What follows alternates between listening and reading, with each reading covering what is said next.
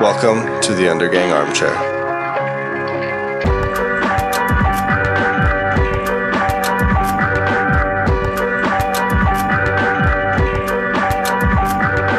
All right. Episode 43. Hello and welcome. This is the Undergang Armchair podcast, and unbelievably, we are already at episode 43. We're getting up towards a year, people. That's pretty wild. In our mind, we're really just hitting our stride now and getting started. But we've also put something behind us, so it's pretty exciting. I want to say welcome to the new listeners. I want to say welcome to all the folk who came and listened to the Carl Krull episode last week. It was a good one, and I hope you guys went and saw the show. For those of you who are new, this is the show where I talk to artists for about an hour, and that's about the only criteria. We have a theme. We're starting to ask why and how. We're starting to ask why make art, why choose a professional life as an artist, which is just one of those jobs where people tell you constantly, you can't do it. You have to get a day job. It's a nice dream. But, I'm meeting people who are doing it, and I'm trying to do it myself. And, let their wise words guide us is the plan. So today on the show, we have Morten Schelde. He has a huge work up. It's 42 meters long. That's showing here in town at something called Kunstforening Gammelstrand. You Copenhageners know what that is. But I'll get back to that in a second. I just want to remind you guys, much to my own soul-crushing defeat, we are on Facebook. So come and do whatever you do on Facebook with us. There's a link to that on our website. Much more to my joy, we are also on Twitter, and you can hear me yelling about all sorts of crazy stuff there. So come holler at us. What other news do we have to talk about here? Oh, Jesus Christ, you guys. Did you hear that Denmark is now the 4th largest polluter per capita in the world? More than the US. Ooh, that hurts, doesn't it? I knew that Denmark had a higher carbon footprint than people kind of thought, but whoa. The people on the list with us up there is like Kuwait, the Gulf Arab Emirates. It's not looking good, Denmark. It's really not looking good. Who said this? This was the WWF, the World Wildlife Fund. And they also said that if the entire world lived like Denmark does, there would need to be 4.5 Earths. Kind of gives you pause there, doesn't it? But luckily, the online world is talking about Elo instead. So we get to talk about that and artworks. So Morten was kind enough to meet with us. We actually walked around the exhibit. So this is our first standing up interview where we chatted while looking at the work. And with no further ado, let's hear what he has to say. Enjoy the talk with Morten.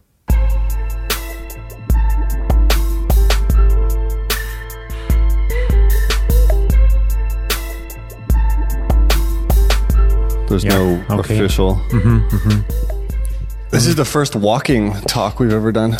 Oh yeah, I think it's essential to the show actually that the sticks, the floor has these red painted wooden sticks, and I've put them here on the floor in order to make people move in a special way, so that instead of just rushing through the room, then you're forced to stop and look at the walls.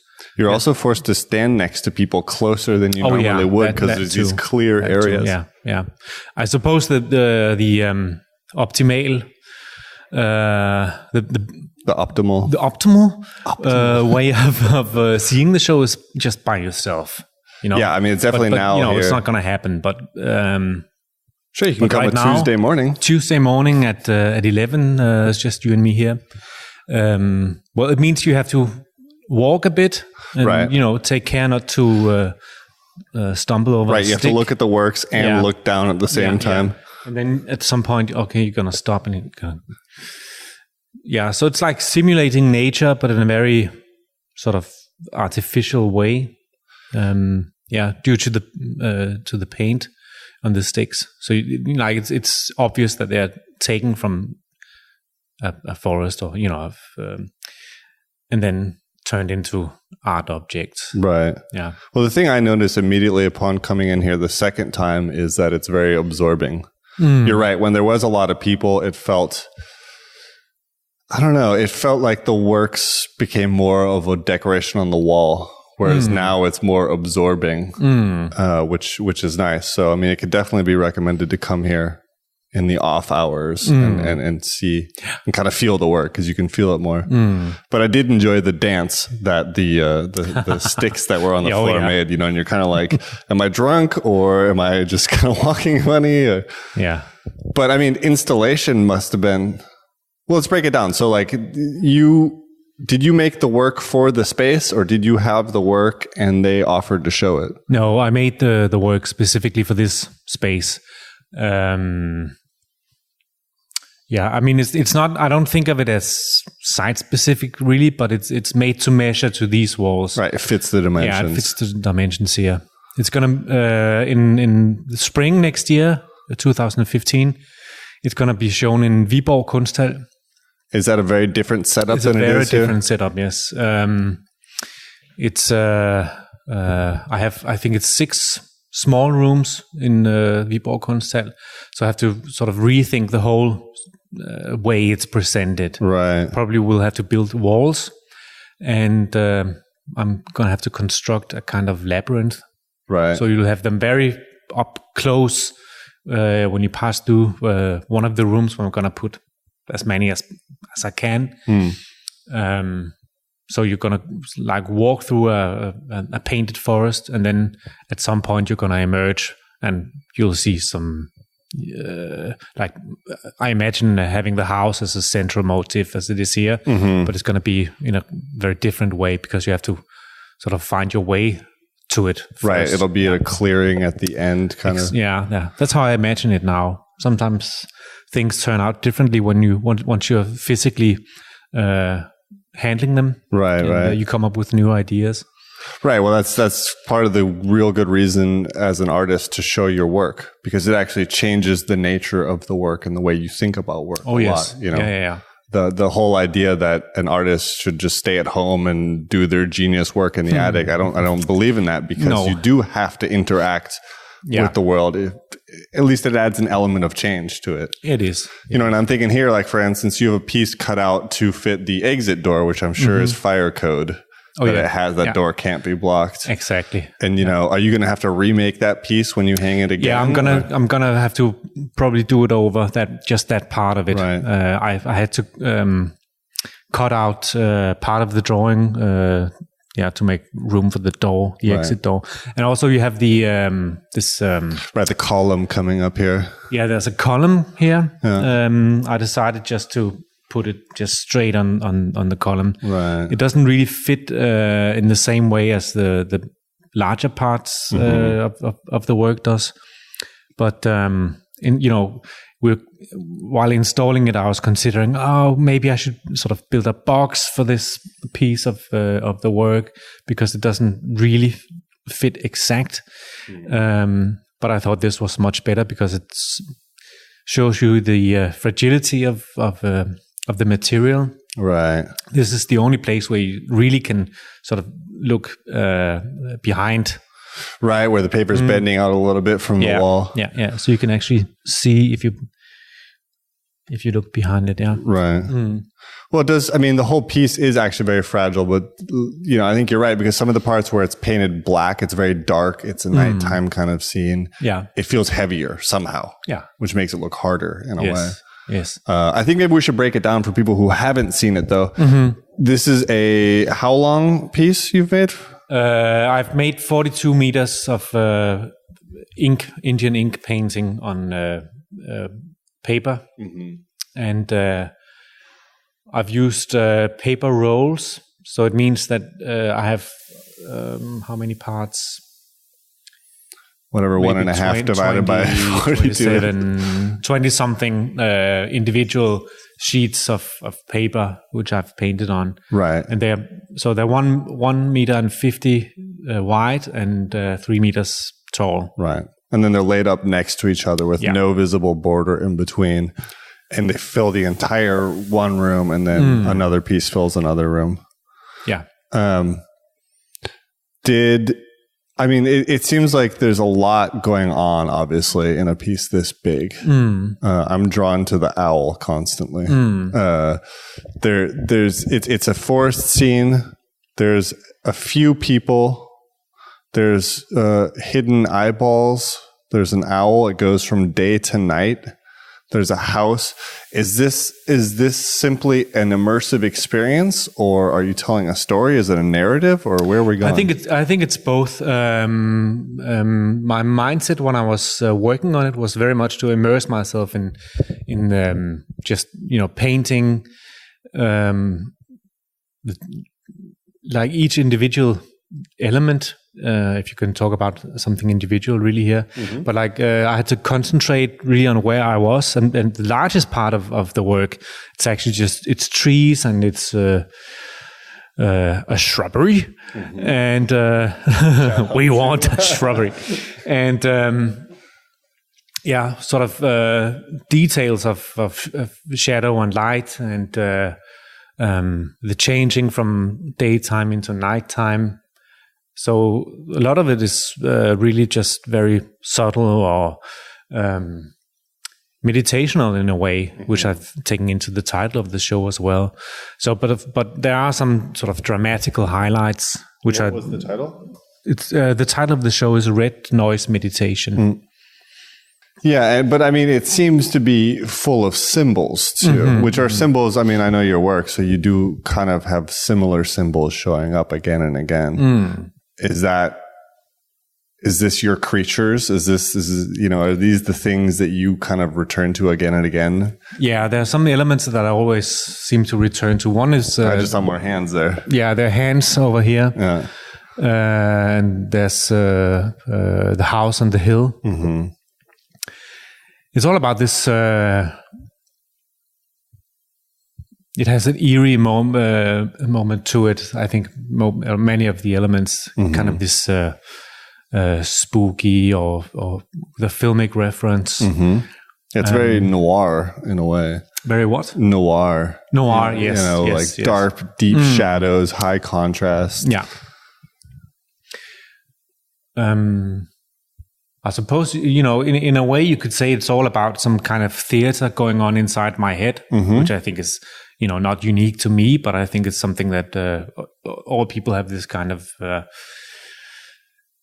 images that sort of refer to something about your identity. And in a way, I see that this house is something scary inside. It represents something scary inside. Right. It doesn't look like a safety. I mean, the forest looks safer than the house in a lot of ways, even if there are hands popping out. And so then there's this whole idea of the woods. And in some parts of it, you seem to be able to get lost, especially around here, around the house. But there are also paths you can take. Yeah. Yeah, I mean, I guess for me, your work has a very, like I was saying, a lot of this stuff turns up again and again. And so you name it's kind of a theater of, of your mind, essentially. Was this theater playing before you put pen to paper ever, or is this something you developed? Well, it's always playing. It's always been playing. I think it plays in, with everybody since they're kids. One of the first things kids start to draw is houses. True. And if you analyze a kid's drawing, you can see a lot of how they relate to the world, how they think of themselves. And I think it's sort of that, the idea of how kids draw, it's something I try to maintain in my work. Right. This very immediate approach you have to, a house. What is it? What is it about? Right. Do you see it happening with your children? You have children now. I have 2 kids. I really enjoy watching them develop their drawings. I mean, because that must be kind of interesting if you are referring constantly back to that in a way. Yeah. But where did it all begin? Did you grow up thinking, God damn it, I'm going to be an artist, or? Maybe not so conscious in the beginning, but I mean, I grew up in a family where there was always an interest in art.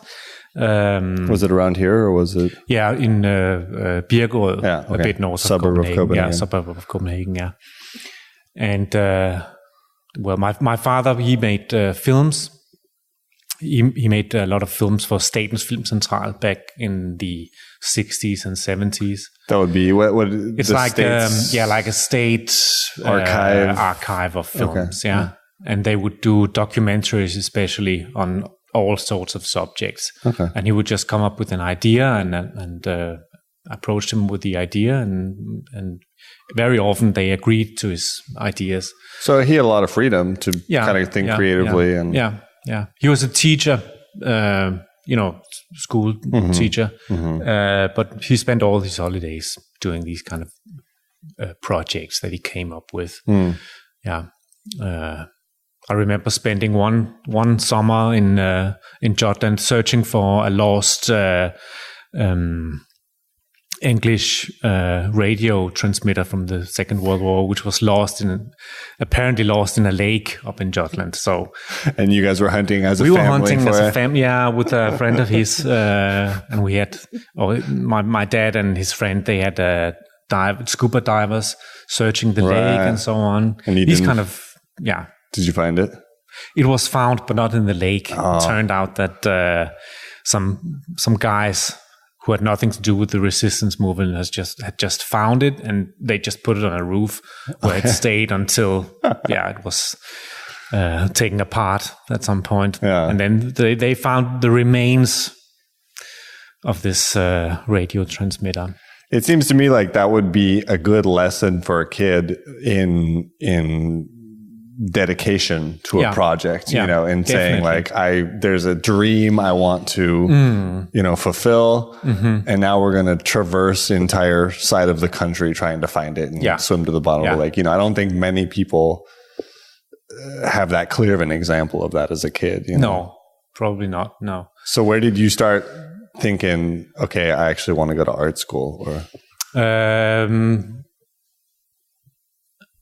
I think in my sort of mid-teens, so pretty early. Yeah. But in the beginning, I think the first thing that I really wanted to be was a rock star. Makes sense. Yeah. So I was playing in a band with my younger brother, and he played the drums. I was playing the guitar. What kind of music were you guys playing? Sort of. The Cure, Dinosaur Jr., indie stuff. Did you guys kick ass? We did, yeah. We didn't get around a lot, but we suffered from a rehearsal room syndrome, I think. So we rehearsed twice a week, which was really just a concert for ourselves. Right. Yeah. But then my brother and I, we would do drawings for each other. We had like this fictitious band. It was not our real band, but we invented a heavy metal band. They were called Death. Of course they were. Yeah. Turned out there was a real band called Death as well, but that didn't matter. But this, because you have ping pong, we had this like an exchange going back and forth, right? Yeah, exactly. And the covers we made would become more and more evil and more well drawn, and we would develop the characters and so on. Are you guys similar ages? He's 3 years younger than me. Yeah, that's pretty ideal to have a sparring partner that early. Yes, because it helps to be pushed too. It does. To think, that fucker, he made a better cover than I did. Exactly. Yeah. Do you still have any of these? Oh yeah, I have them all. That's awesome. Yeah. I can show you someday. For some of them are really funny. Yeah. Started out very sloppy, but then it became more and more ambitious. Right. Yeah. But I think the process of having this exchange with him was something that was very important, because we both learned somehow to discipline ourselves. And if you set out on an album cover, then you need to finish it, because your brother's he wants to see it. Right. And it has to be better than his. It has to be better, all the time. So that was a great process. It is actually important for a lot of artists because the whole finishing projects can be really tough. Yeah. Having good ideas and getting started is the easy part. Yeah. In fact, I had a teacher once in art school who said that 90% of the work is the final 10% of a piece. Yeah. Yeah. Which in a way makes sense. It does. Yeah. Sorry, go on. Yeah. So, but from that point, I think when I was 19 or something, and just right after high school, I went to Holbæk Kunsthøjskole. Right, which is I keep hearing about this place. It's pretty well known. Yeah, it is. Well, it was really fantastic to go there. That was in 92. Right. And, coming from high school where you have to deal with all sort of morons and all sorts of subjects that don't soccer. really, things that don't really interest you, but you just have to do it. And then you come to this place where everybody's just into being creative and everything is about art and images and it's such a wild feeling when you get there. You're like, oh my god, amazing. Yeah, exactly. Right, because you're used to being the minority and all of a sudden you're part of a group of people who everybody is interested. Yes. So that was the starting point. I don't think I at that point really knew what was going to happen. Well, of course not. But I think it was coming to this place where I am today. It has been more about small decisions, making small decisions, and then you go for that option, which is handed to next. you, and then But I mean, was the art academy? Was that some sort of option for you, or was that we can walk around, or was that sort of a like some sort of unachievable goal for I don't know, you know what I mean? Like a lot of people think that that's only for special people. Yeah. That normal people don't get to go there. In the beginning, yes, perhaps. But you know what? When I was 14 or something, I was lucky to be in erhvervspraktik. That would be an internship, a business internship. Or I had an internship for, I think, 2 weeks at Grafisk Skole, the graphics department. Right, like a technical school for graphic not work. Technical, but in the art academy in Copenhagen. Ah, okay. So the department for Department graphic of works. Graphic art, yeah. I was there for 2 weeks, and I was just following the lecturer, Eli Pongsang, who was like a master printer. And well, I didn't really know what I was doing. He offered me these copper plates, and I would do small drawings. So you actually got to make work. Yeah. Oh, wow. Yeah. I still have some of those I made back then. Yeah. But when I look at them today, they're like very sort of comic book characters, and because I didn't really understand why would anyone want to print something? Right. Right. I can just make a drawing, for God's sakes. Yeah. So going to the academy didn't at all seem unachievable. Well, it's so nice to see the laboratory too. You're like, you can never imagine such a place exists before you see it. And you're like, oh, weird. It's this, lab for creating these things. You never think about it. No. So did you start applying immediately thereafter, or? No, then it took me some years to actually get into the academy. I had to apply 3 times in Copenhagen. Sounds about par for the course. People have to apply, several times usually. Yeah. I got in Odense at Det Fynske Kunstakademi. I got in there the first time I applied, which was like a surprise to me because I sent them what I thought was my secondary choice. And I made like a huge prestigious painting project for Copenhagen, which no one liked. Well, apparently no one liked. And then I sent some like funny drawings to the Academy in Odense, and a couple of painting as well. Did that make you think when you got in on that? I mean, did it kind of make you wonder where your priorities were? No, I think what was important about those, the small drawings, were that they were unpretentious and they had a nerve to them, and they were very, impulsive. More authentic in a way. Authentic, yeah. It was just self-portraits drawn in front of a mirror, but with me making faces in the mirror. So they were fun. Right. Yeah. But to also make and to see. real. And real, yeah. What were the paintings like? The pretentious ones that I submitted to the Academy in Copenhagen, they depicted Pinocchio being abducted by some evil guys. Right. It was oil paintings. Right. Oh, and then there was a painting of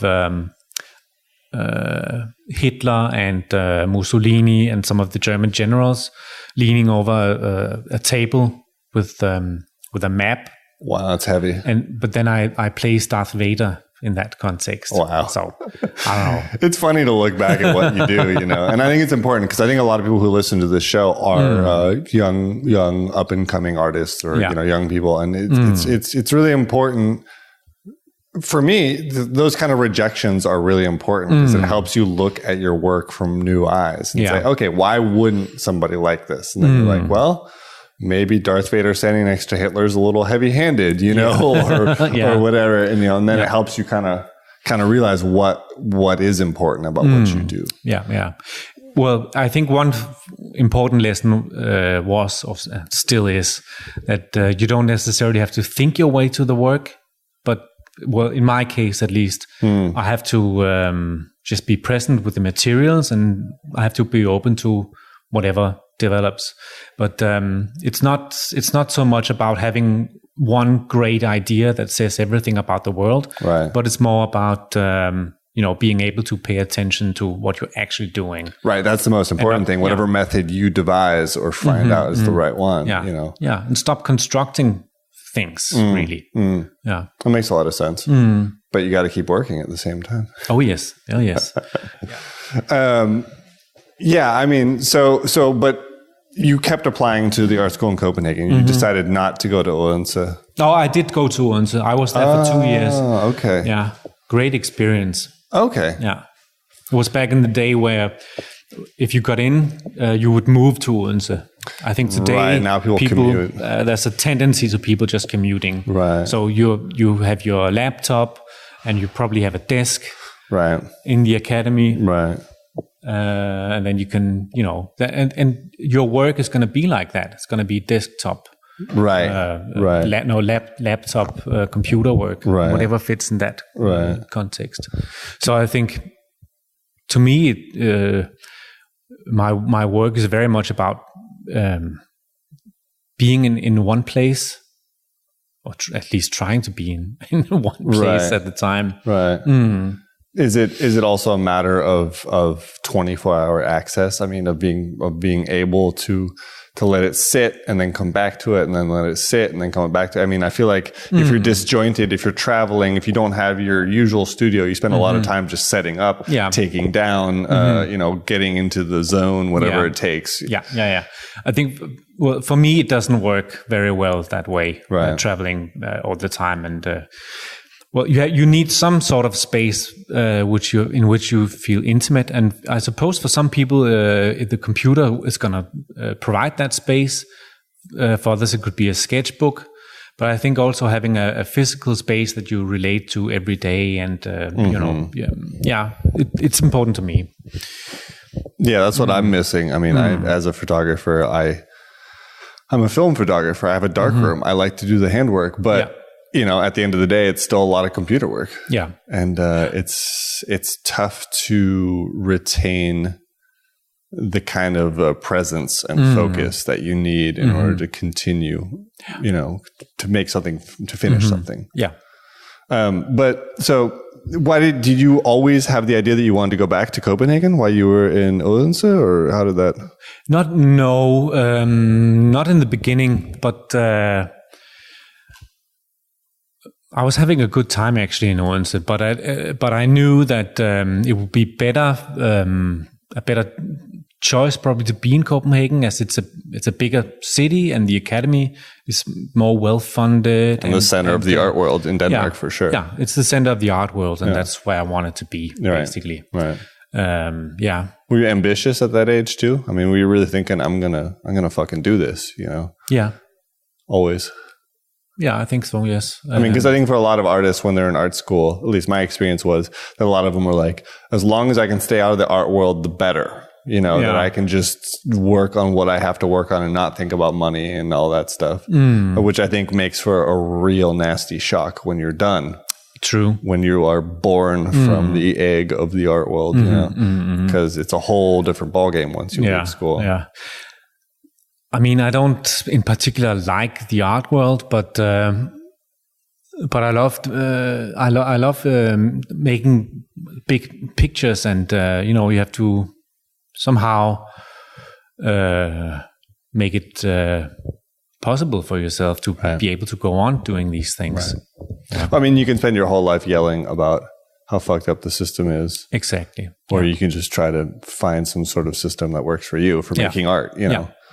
But was it tough when you graduated to kind of join the ranks of, I mean, did you have to wait tables or get some shit job to? No, I had some odd jobs while being a student. But when I graduated from the academy in Copenhagen, my work was pretty developed already then. I had started doing these quite large, very often red-colored pencil drawings. And I was really pleased with doing them, and they were very well received. So I think I was lucky. I had a break in just when I graduated. I got a commission from a company who wanted 10 drawings, and soon after I also had a small grant. I just want to say, for the people listening, this doesn't happen usually. I mean, that's a pretty exceptional thing.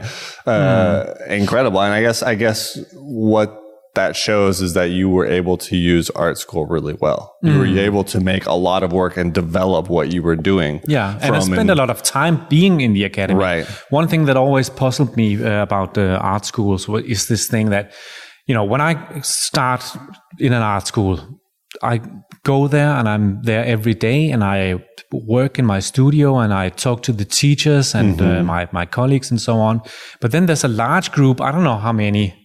To me, it seems like, 75% of my fellow students, they're like, oh, I'm working at home this week. And, and you see them only when the professor comes. And it's crazy too. When you go to art school in America and it costs, $30,000 a year, they're still doing that. Oh, yeah. It's crazy. But I mean, I have to admit, I kind of did that too. I mean, I bloody bastard.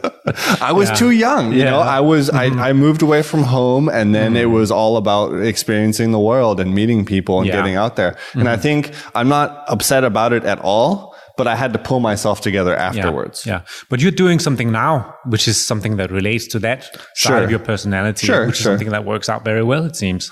True. But I mean, my main focus is my work, and I just had to learn as an adult how to have that work ethic and everything. But I think it's true. I think art school is an absolutely unique chance to work all the time and be around people who can help you develop, who can talk about art. And we did a lot of talking about art. We just didn't do as much working, So, I think that's really important. And I think, you had, 6 years at the Art Academy? Yeah. So, 6 years is a long time if you're working 5-6 days a week to develop into an actual working artist. So, I mean, that enabled you when you were done immediately to start working full time. Yeah. And it's been that way since, I assume. Yeah, more or less. It's always up and down, you know. But so far, what's it been? 13 years since I finished art school. Yeah. And that's pretty amazing. I mean, that's the other thing though, is Denmark is a fantastic place to be an artist. There's a structured system of support, which it's true. Helps support this show even. And that's incredible. I moved here 8 years ago and have somehow managed to tap into that, you know? So, I mean, I think there's almost no better place. And there's a lot of interest in art too. If you look at the size of Copenhagen, it's a city, I think it's the same size as Lyon, France. You know, there is a lot of art and artists and things happening in terms of how many galleries there are, etc. Speaking of galleries, how did you hook up with Susanne Ottesen? That sort of came about in, not in a frontal approach, but what happened after the academy was that I moved to Berlin shortly after, and I lived there for 5 years. Was that this is the real city for art kind of move? Definitely. Yeah. Oh, yes.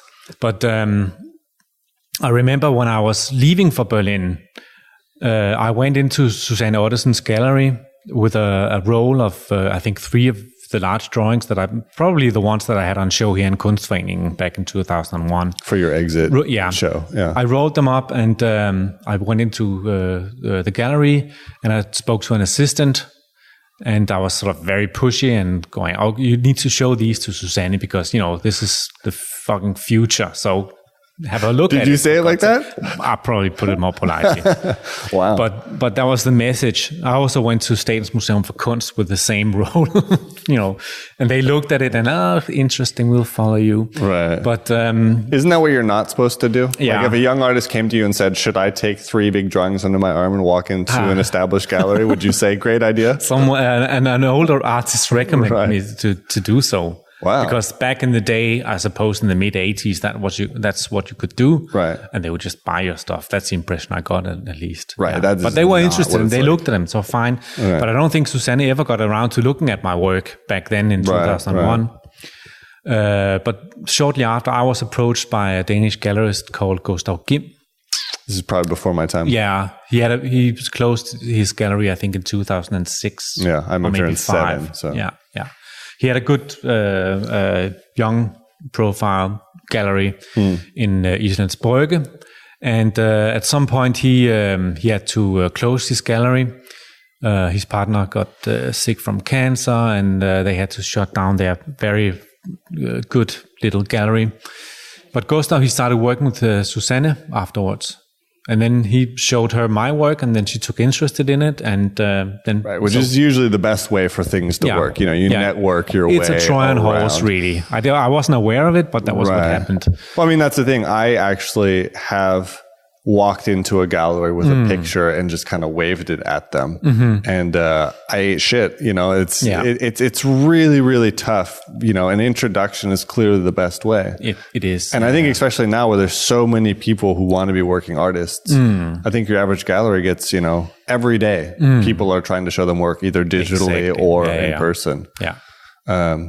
I think it's like you're almost disqualified even just by sending a gallery some of your work. Totally. Yeah. Totally. There's a real high chance they won't even look at it. Exactly. Yeah. But what do you say then? What do you think is the correct way for a young person who feels like they're ready, or an old person who feels like they're ready to show work that they've made and try to get it on a wall somewhere? Well, you should always go for the low-hanging fruits, I would say. I mean, I started the first times I had my work shown in public were KE, Kunstnernes Efterårsudstilling. Right, it's a fall show. It's a yearly fall show, which is free to apply to. Yeah, it's a censored show, but you apply for it. And then I think the next year I was in the one at Charlottenborg. They have a similar one. And then I was invited for the one called Efterårsudstilling at Charlottenborg. This is back in 1999. This is back when those were more important, though, too. Oh yes, yeah. But right, find people who are approachable. Exactly, because fancy galleries are not approachable. It's difficult, very difficult. Yeah, so you just have to show your work wherever it's possible. And, there's here in Copenhagen, there's a couple of places that you can actually apply for and which is taken seriously. So that's what you should do. Right, that's what I'm thinking is non-profit spaces is probably like Overgaden is a great place for that. Right. And then also accept, like I was mentioning earlier, it's really important to be rejected for your work. Yes. Yeah. And it also helps build, you might as well get used to it because you're going to get rejected probably your whole career. Oh, yeah. In a way, no matter how far you get, you're going to get no's for something you want to do. Yeah. I just think that's an important part of it. Are you good at self-promotion? I mean, clearly you had the balls to go in with 3 drawings and say, yeah, you got to look at this. Am I good at self-promotion?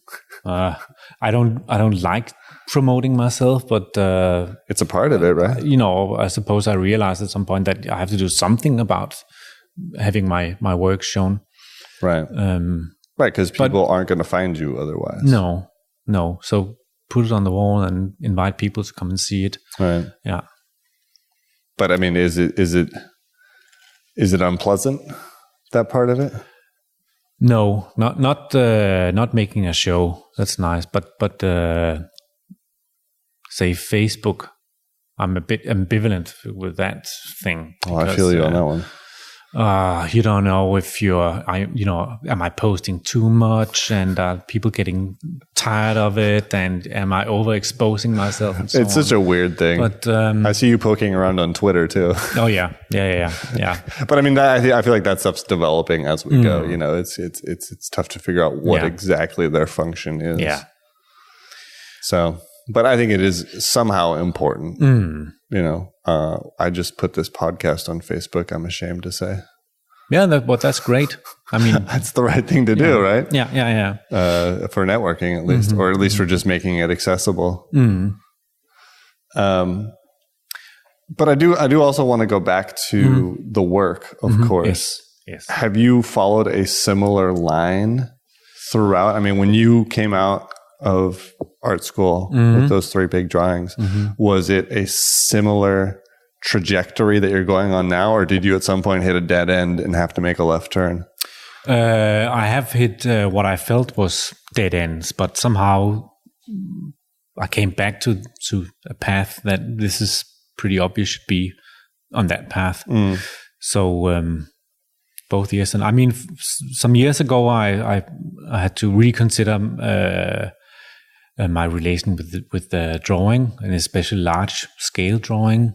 I'd made a very big pencil drawing, which was 4 by 3 meters, and damn, yeah, and it was in an important show, but it seemed to me that I didn't get any response at all to it, and I was just getting a bit tired of. That's tough, when you put so much work into something and then it just falls. Yeah.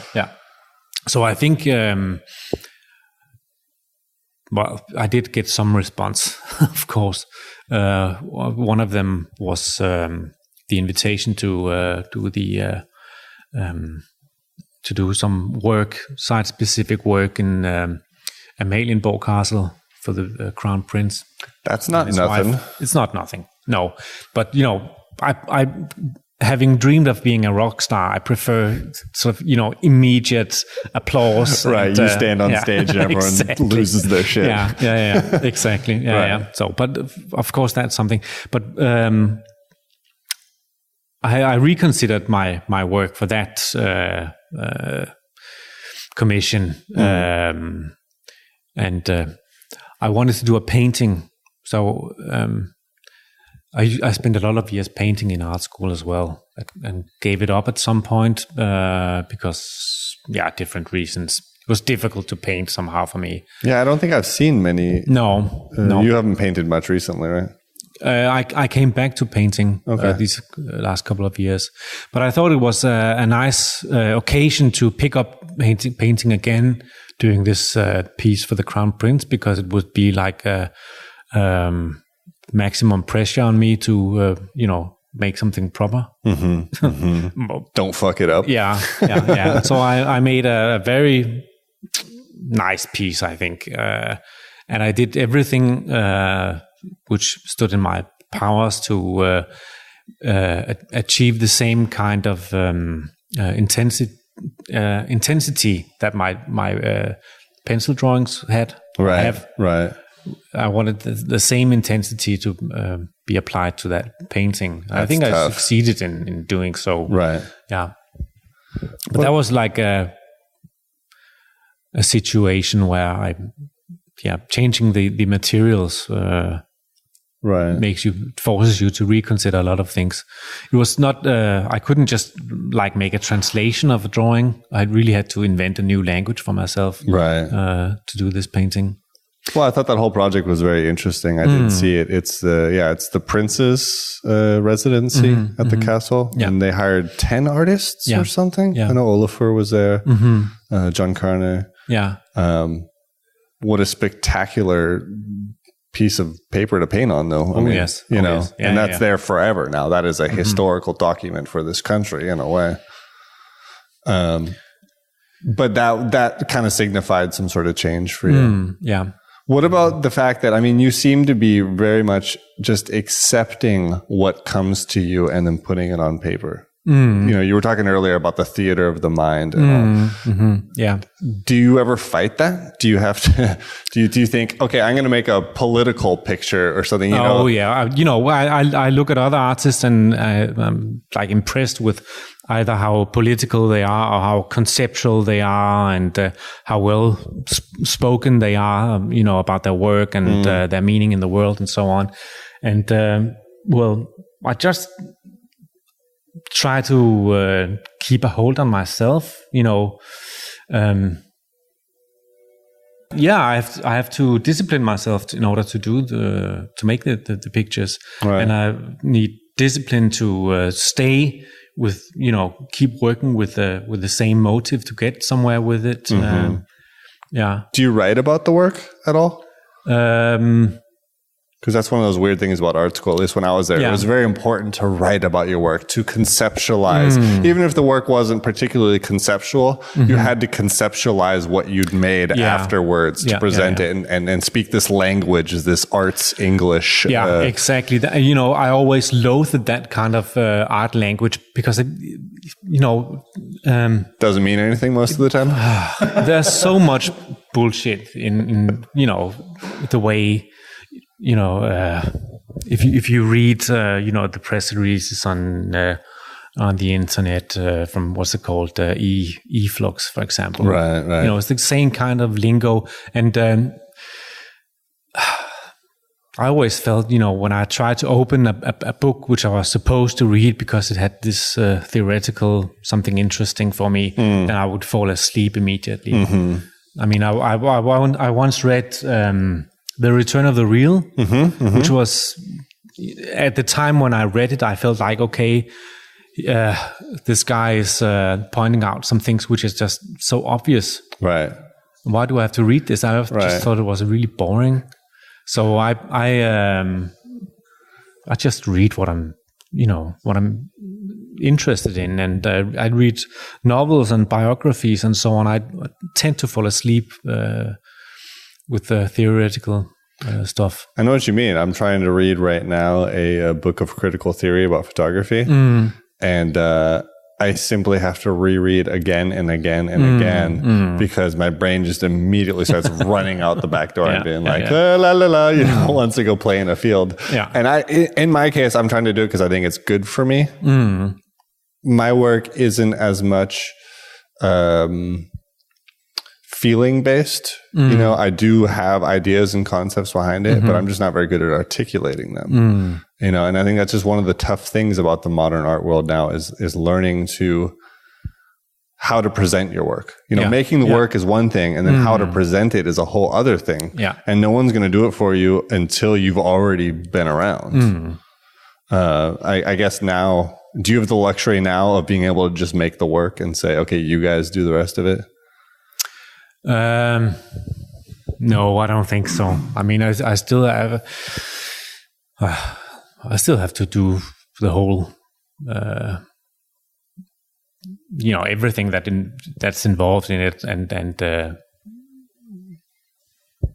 you have to present it. Yeah, I have to present it as well. Yeah, I do write a bit. I used to write much more.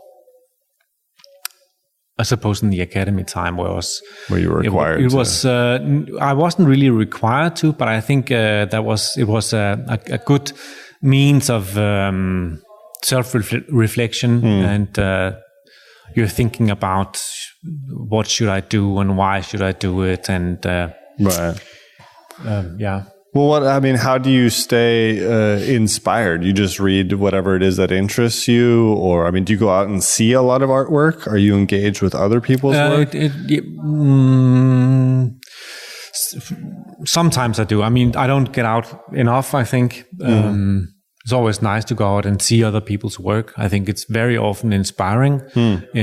Sometimes in a good way. When you come back or you go in and see a show that's good, and it's like, okay, I want to go back to my studio right now and do whatever it is I have to do. Right. And there's the other side of it is seeing work that you don't understand, and sometimes that can be a help grows too. on you, right. And you sort of learn something new. And at other times it just reflects how genius you are yourself. Which is important sometimes because you need a lot of shit in between. You go, oh, how can this guy make such a big motherfucker? Name? Yeah. But I think for me, for example, it's very, very, very important that I'm constantly engaging with new work, because I don't think I have a theater of the mind.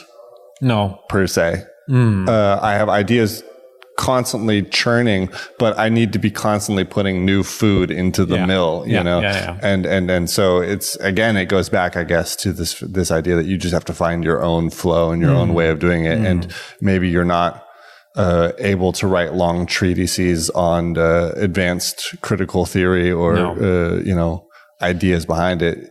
I don't know. I think for what it seems like for you is you found a really good rhythm in which you can stand with a blank piece of canvas or paper or whatever, and then, make magic, make it work. Yeah. It's magic to me as well. Because I'm not 100% aware of how it actually works. So I know, like Thompson, he held a speech about a year ago or something. Danish poet called Søren Ulrik Thomsen. Okay, yeah. And he stated in this speech that inspiration, it's why it's hard to be an artist, because you have to reinvent your work every single time. Once you've made a good piece, or a good poem in his case, then you're like, oh, now I've found the secret of how to make a good poem. And then you go back and you try doing it, using the same recipe. Right. But it doesn't work. It's like that band you love, and then their second album just is the same thing, but worse. Yeah, exactly. Yeah. So you have to reinvent your work all the time. Each time you go back, it's almost like you're starting from scratch. Right. I think you're not, but you have. I have a desire to go on and develop something that's new for me, and not just repeat the same stuff. Even though there is a lot of themes that are repeated again, but it's in different ways all the time. Do you?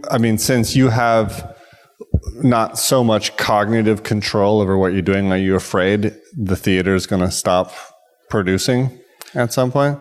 Do you have time to consider I think fear, or just keep working? Every time I get a block, I know I just have to sit down and concentrate on doing something, and then sometimes I have to do a lot of drawings or take a lot of photographs or do whatever work and apparently nothing comes out of it. But right, keep your hand moving. As you keep just staying in that, staying in the work. Right. Then at some point something is going to surface, right, and come out as something that's going to work for you. But you just can't tell on beforehand. Right. You just have to keep your hand moving. Yeah. Right. That makes a lot of sense. Do you have any kind of final thoughts on this? Now, I assume this is the first time you've seen the whole thing hanging. Any things you're positively surprised about or disappointed about or anything kind of specific? No, I'm very pleased with it. I'm very pleased with it. It was nice to install it, especially with the branches I was, or the sticks. Right. I was excited to see how that would work out because it's like it's been a long time since I worked with something installatory in a room. So I'm very pleased with how this works. Well, I definitely think people should come see it, and I encourage people to come see it in the morning when there aren't so many people around. I think that's also important. But I think that about does it. Thanks so much for coming on the show. My pleasure. All right, that was Morten Schelde. I would say that this talk was absolutely full of pertinent advice for folks who want to be making art. He's got a lot of practical insight into the practice and the realities of making work and how to overcome common problems. So this is just as important to an artist's toolbox as, let's say, writing press releases and networking and, red wine drinking and all that. Plus, did you hear he called me a slutty bastard? I think that's what he said, at least, which was fair. That was fair. I can't hold that against him because, when you're 21 and you move away from home and, So other than that, my show opens in about 10 days in Barcelona, and I think it's going to be killer. At least I'm really looking forward to that. But that's not what this show's about. So thank you guys for listening. I appreciate it. I hope you guys enjoyed the show. We'd love to hear from you. We'd love to have you come yell at us via social media, via our website, via whatever. We're out there. Let us know what you're thinking, and we'll talk to you next week. This week's show brought to you reliably by Undergang Unlimited. Intro and outro music kindly provided by Johnny Ripper. Interstitial music for this episode was provided once again by RC. We'd love it if you guys would come join us on the interwebs. We are at undergang.net. You can find links to every artist we've ever spoken to, pictures of their work, and other pertinent links, such as our social media sites, such as Facebook, Twitter. We are the Undergang on Twitter, as well as links to where you can hear the episode on iTunes, on Stitcher Radio. And while you guys are there, if you feel up for it, please leave us a review. Click on a couple of stars there on iTunes or Stitcher. It really helps the show become more visible for other people to find it and enjoy it. All right, that about wraps it up for this week. Thank you once again for joining us. We look forward to seeing you out there. And remember, do a good job, okay? See you guys next week.